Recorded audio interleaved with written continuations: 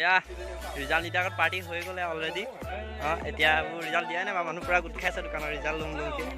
এইটো আজি অবিনাশৰ ৰিজাল্ট দিব বা এইটো মানৱ চাওঁ মানৱ এইটো মানৱৰ ৰিজাল্ট দিব ৰিজাল্ট দিয়াৰ পিছত আমি মানে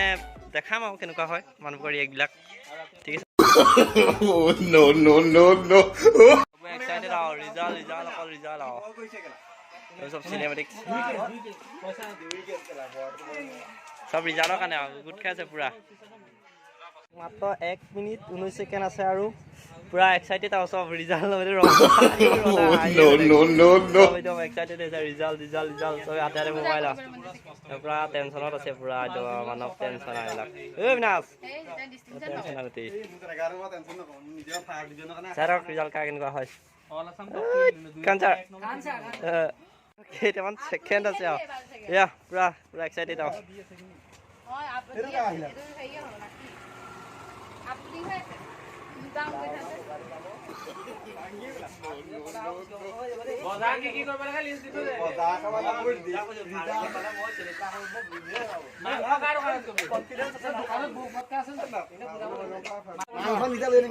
দামটো কম থাকে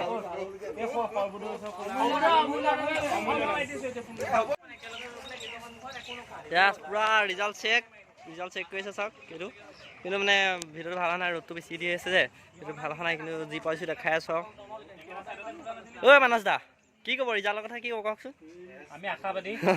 কেণ্ডিডেট আছিলে সেইটোৱে দুইটাই 5 জন বিচাৰিছোঁ আমি আশাবাদী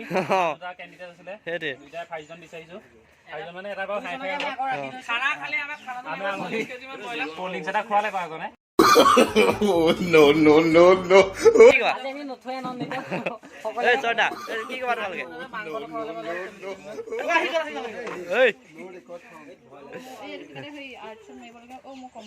ইয়াৰ পৰা ৰিজাল্ট চেক হৈ আছে পুৰা এক্সাইটেড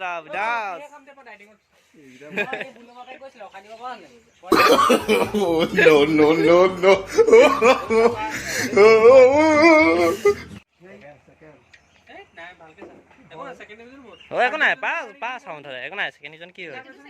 আৰু লাষ্ট চাই দিবলৈ কোৱা আমি এনেই ভিডিঅ' কৰি থকা ইমান দিবা